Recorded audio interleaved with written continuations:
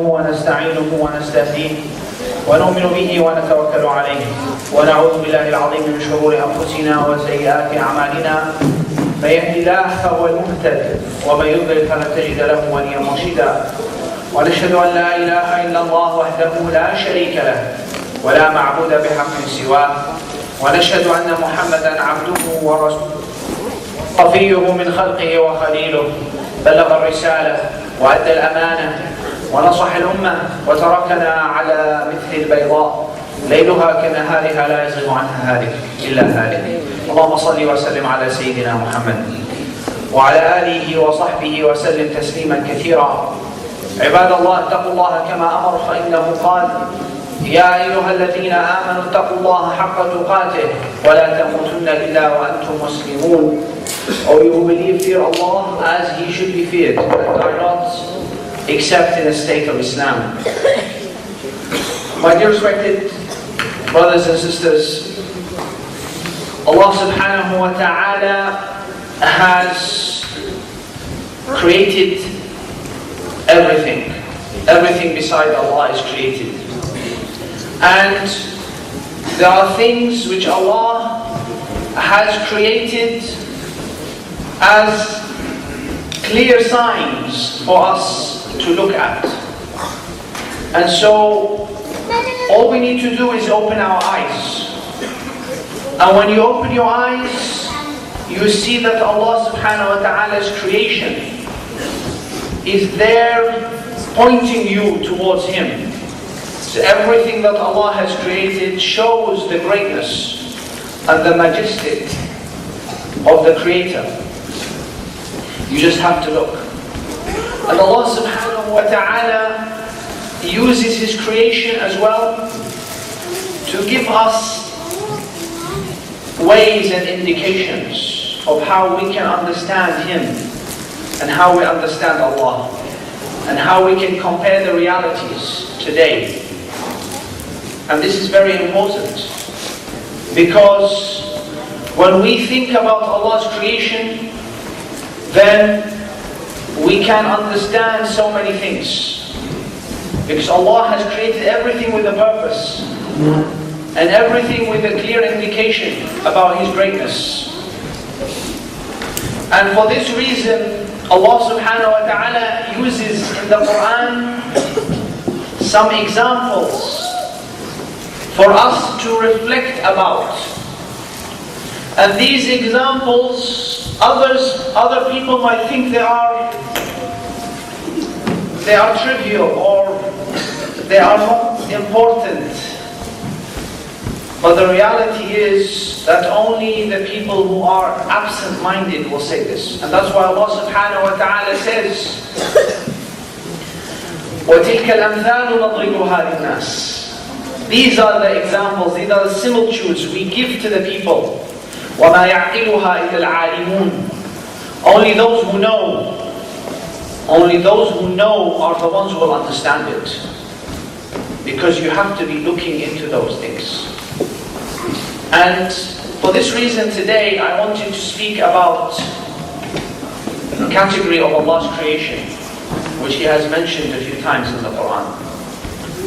And these are the insects. The insects which are small creatures, but they have a purpose that Allah has defined in the Quran for us to look at. One of those insects Allah subhanahu wa ta'ala talks about is the ant. And indeed the whole surah in the Quran is called the ant, or the ants. And Allah subhanahu wa ta'ala, He preserves a specific incident relating to the ant which shows the greatness of Allah subhanahu wa ta'ala and shows the greatness of this small creature and how it behaves. And we all know that this story of the ant comes in relation to the incident of Sulaiman alayhi salam. Sulaiman was one of the great kings that ruled the world. And Allah subhanahu wa ta'ala had put under his authority armies of jinn, armies of human, armies of birds, they were all under his command. There was such a great, spectacular might that Allah had given to Sulaiman. قال ربي اغفر لي وهب لي ملكا لا ينبغي لأحد من بعدي. He asked Allah to give him this kingdom, and Allah gave him.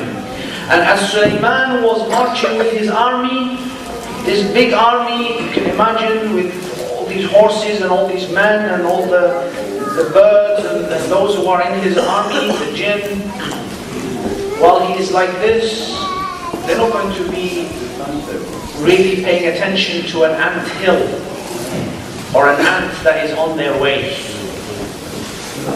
And because they are not paying attention, and one of the ants, the hero of the story, sees this army coming, and instead of just running away, like today we might see that an ant might just scuttle like this, this ant goes to warn the rest of the ants.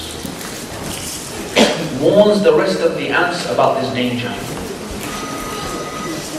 And it warns the rest of the ants of this danger, and therefore teaching us a very important lesson. The lesson of caring about others. The lesson of being in a community. The lessons of having that mercy towards others and not just thinking about yourself. It's about selflessness. And this is almost like a similitude. Allah is trying to tell you that this is the real attitude that the Muslim should have. Starting with the messengers. So you imagine the Prophet ﷺ, when he came to give the message, he wasn't there just to protect himself and save himself, but he wanted the good for the community. Save yourselves from this danger that's coming. So Allah preserved the mention of the ants because it was showing this kind of level of selflessness. But not only that, the ant, in warning its people, it shows another quality which many people as well today need to learn from the ant. And that it said, لا يحطمنكم سليمان وجنوده وهم لا يشعرون. It might be that the armies of Sulaiman and his army, his soldiers, will destroy you whilst they are not aware. They're not aware that they are doing it because they're not looking at, for this thing in front of them.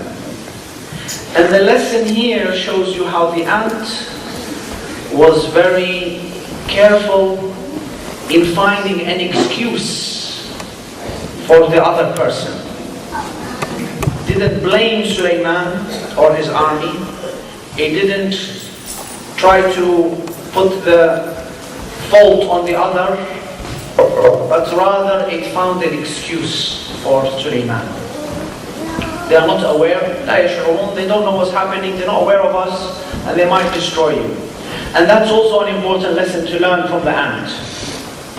Because in that, we shouldn't be pointing fingers at others. We shouldn't be looking down at others. We shouldn't be accusing others. Because we don't know the bigger story. We don't know what kind of reality people have in their hearts. Those are some of the lessons related to the ant. But indeed the whole creature as the ant. Today some people even, they saw how Allah subhanahu wa ta'ala's greatness in telling us that the ant actually communicated with other ants. Because the scientists for a long time were puzzled, thinking that the ant doesn't speak to other ants. How does it communicate? Allah is already telling them that there was a communication. And that's something that only modern science has confirmed.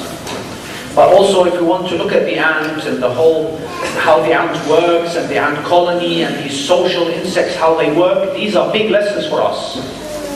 And that's something that's an invitation for us to go and look at the ants. Another animal and insect that Allah subhanahu wa ta'ala talks about, but it's rather the opposite of the ant, in that the ant is a social creature, and Allah praises the ant in this regards. The other insect, which is very much an individual kind of creature, and that is Al-Ankabut. That is the spider. The spider, which Allah mentions in the Quran, again, as an example, to bring our attention, is the spider is one of those insects that behaves individualistically. It looks out for itself. You don't see spiders working together as social animals. They don't hunt together. They don't build colonies together. Each spider works by itself. Each spider looks out for itself. Even to the extent that the biology tells us that even the spider is ready to eat another spider from its own family when it needs to do that. And today, you can even watch these documentaries and you see they say that even when the male spider comes to mate with the female, so husband and wife, that he has to be careful because usually the woman spider, the female spider, is bigger than the male spider. And he has to be careful because the female spider might eat him. Just quickly, it's a matter of seconds even. Just quickly turn on that spider, wrap him up into its net, into its web, and then eat him. And so Allah subhanahu wa ta'ala gives that example for us about how to act individualistic. Individualistic kind of nature is not the right way. And so he's saying, don't be like a spider. Because the most weakest of all homes, the weakest of all relationships is that of the relationship or the house of the spider. Because the house of the spider is not built on community. It's built on individualistic. And Allah extends that example to say that those people who worship other than Allah, that's the kind of relationship they have.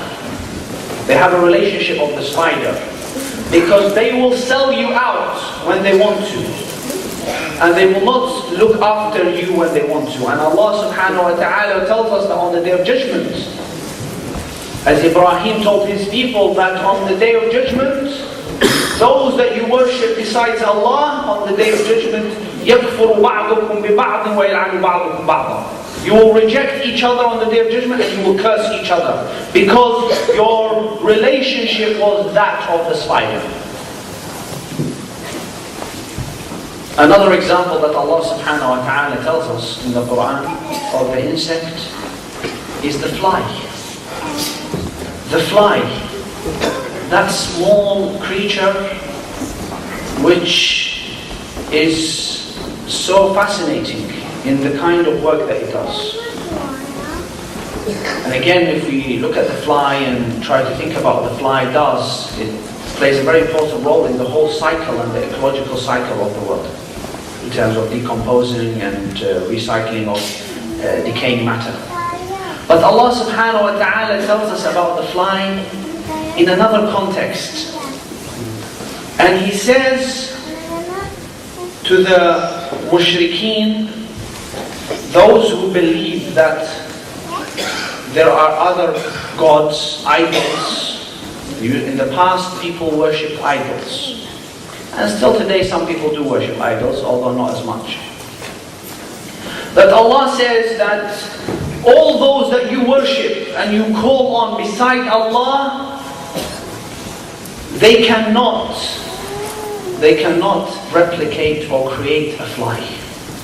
This fly, which is such a small animal, if they wanted to create something like a fly, they can never do something like that.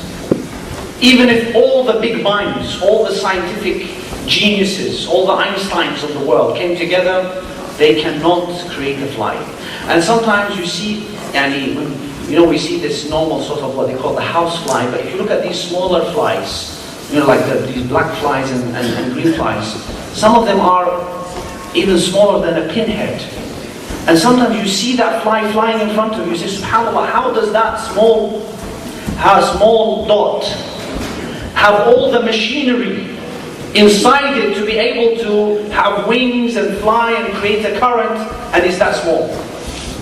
And there's no even microchip that can be as much. So this is all inside this small insect. And this is the power of Allah. And today, while people don't worship idols as much, there's a different phenomenon where people stop believing in God. They say that God doesn't exist. They say that God does not exist. But Allah subhanahu wa ta'ala says, and if you ask these questions to those people, would they be able to replicate a fly? Could they create a fly? Could they create a fly from nothing? Which is what they say. That this whole universe, with all these small insects, they came about from nothing. Nothing, something. It sounds so ridiculous. It goes against common sense. Even some of the biggest atheists today, they actually, people have laughed at them. And there is, you can look at on some of the videos out there, they have actually laughed because they say this. They say it doesn't make sense. They say it's not common sense to accept that nothing gave birth to something. But Allah subhanahu wa ta'ala wants you to see this in front of you, this fly, which you might say, we killed the fly and we swat it with the fly swatter. But this fly tells you and shows you the power. And today you see some people, they will show, you know, different realities and different pictures that we experience and we are aware of. Allah subhanahu wa ta'ala gives you these examples so that you can have that iman and have that anchor in your life. Because when you see these creatures, you know that Allah subhanahu wa ta'ala's power over all things. They will never be able to replicate. The human mind does not accept this, does not accept that nothing can give rise to something. Another one of the creatures that Allah subhanahu wa ta'ala also mentions in the Quran, one of the insects, is the bee, the honeybee. And I've spoken many times about the honeybee, so time does not allow us to look about the honeybee. But the honeybee also is an example of the ni'am of Allah subhanahu wa ta'ala. Again, this small insect which gives rise and manufactures medicine. Something which the body of this small insect is a factory of medicine. Again, something to think about and comprehend. Time does not allow us to talk about the honeybee much. Another insect is the mosquito. And Allah subhanahu wa ta'ala also gives mention of the mosquito. And some people even say, why is the mosquito here? Why would Allah talk about it? And indeed, as I was coming today to the khutbah, I have my daughter with me and I said to her, the mosquito. She even said, why would Allah talk about the mosquito? And I said, this is the same kind of question that the disbelievers said, why would Allah even mention a mosquito in the Quran? But Allah says, إِنَّ اللَّهَ لَا يَسْتَحِي أَنْ يَضْرِبَ مَثَلًا بَعْضَ اللَّهِ. Allah doesn't shame, there's no shame and there's no belittlement in giving the example of a mosquito, this insect which you deal with on a day-to-day life and you experience, especially in hot countries. This mosquito, again, Allah subhanahu wa ta'ala gives the example of that mosquito because to show that this mosquito, which again, in itself, in the way it deals, in the way it behaves, again, it is very extraordinary, scientifically and so on. But there is another element to it, which is a whole story which unfortunately time does not allow us. But that this mosquito, the Prophet ﷺ said, if the whole of the dunya, لو كانت الدنيا تعدل عند الله جناح بعوضة. If the whole of the dunya, the whole treasures of the dunya, think about the dunya, think about all these trillions and quillions of money that people are running after. Think about the biggest kings and the pop stars and the football players, all these things that all they own. And multiply that by billions and billions of people. All of that was equal in the sight of Allah. If it weighed in the sight of Allah, the wing of a mosquito, just one wing of a mosquito, if it was worth to Allah, a wing of a mosquito, He wouldn't have given someone who rejects Allah, He wouldn't have given him a drink of water. If it was even worth that, He wouldn't have given someone who rejects Him a drink of water. So what about when Allah has given those who reject Him, give Him so much, has given them so much, and He has opened for them the dunya. To show you that the dunya is not worth anything in the sight of Allah. أقول قولي هذا وأستغفر الله لي ولكم فاستغفروه إنه هو الغفور الرحيم.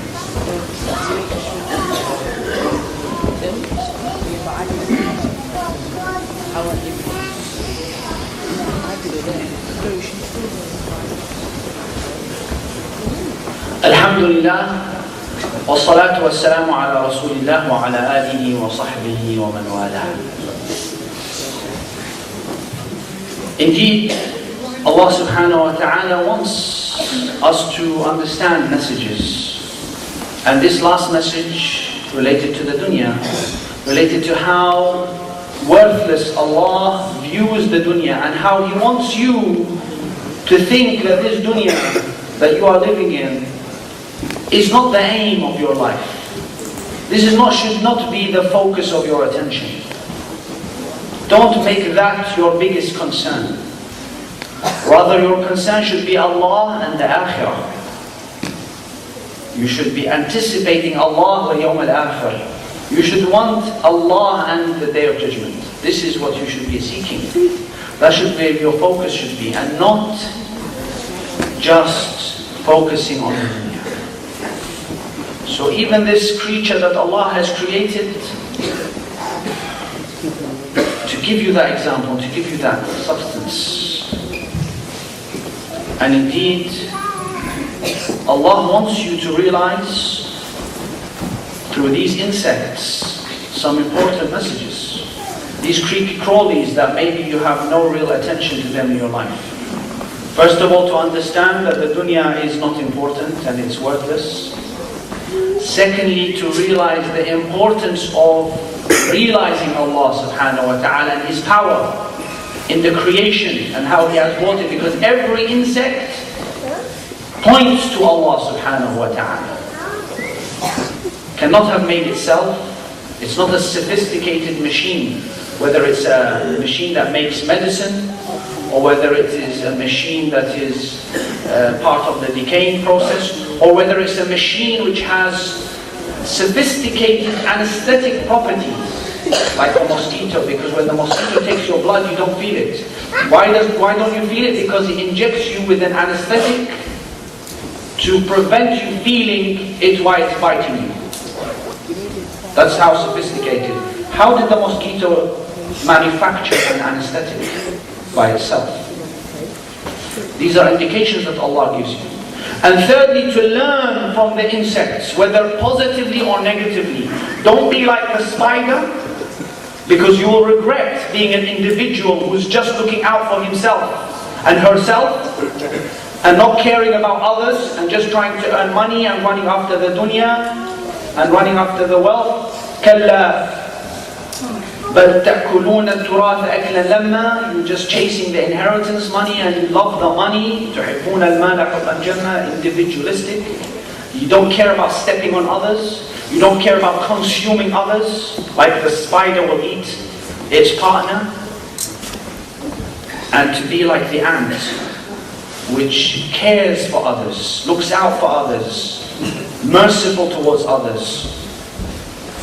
Doesn't matter if it's going to sacrifice its life and its wealth for the sake that others would live. These are all messages from the insects.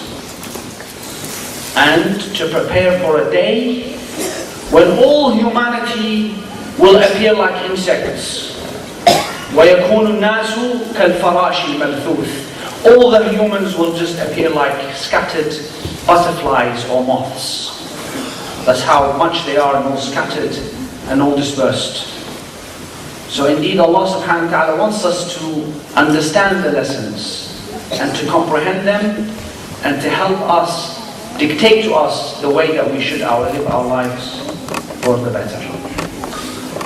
اللهم اغفر لنا وارحمنا وعافنا واعف عنا. اللهم تقبل منا انك انت السميع العليم وتب علينا انك انت التواب الرحيم. اللهم ربنا ظلمنا انفسنا وان لم تغفر لنا وترحمنا لنكونن من الخاسرين. اللهم اغفر لاخواننا واخواتنا في جميع انحاء العالمين. اللهم اغفر للمسلمين والمسلمات والمؤمنين والمؤمنات الاحياء منهم والاموات. اللهم ربنا انا نسالك نصرك القريب المؤزر. اللهم انصر الاسلام والمسلمين. اللهم اذل الكفر والكافرين وعليك باعدائك اعداء الدين. ومن اراد اهل الاسلام بسوء فاجعل دائره السوء تدور عليهم. اللهم ربنا إنا نسألك من خير ما سألك نبينا محمد صلى الله عليه وسلم ونعوذ بك من شر ما استعاذك من نبينا محمد صلى الله عليه وسلم. اللهم الطف بإخواننا وأخواتنا في جميع أنحاء العالمين. اللهم من كان جائعا فأطعمه ومن كان غائبا فرده إلى أهله سالما غانما. اللهم من كان مريضا فشافه وعافه وارزقه الصحة والعافية. اللهم من مات من أمة محمد فارحمه يا الله، ارحمه برحمتك الواسعة وتغمده بواسع رحمتك وأكرم نزله. اللهم من كان مظلوما فانصره ومن كان عطشانا فاسقه. اللهم إنا نسألك يا الله، نسألك أن تفرج هموم المسلمين وأن تفرج كرباتهم وأن تنفس عنهم يا أرحم الراحمين. اللهم ربنا إنا نسألك أن تصلي وتسلم وتزد وتبارك على نبينا محمد معلم الناس الخير وعلى آله الأطهار وأصحابه الأخيار ومن سن بسنته واهتدى بهديه إلى يوم الدين. عباد الله، إن الله يأمر بالعدل والإحسان وإيتاء ذي القربى وينهى عن الفحشاء والمنكر والبغي يعظكم لعلكم تذكرون. اذكروا الله يشكركم واذكروه على نعمه يزدكم ولذكر الله أكبر وقوموا إلى الصلاة يرحمني ويرحمكم. Please can you close the gaps as much as possible?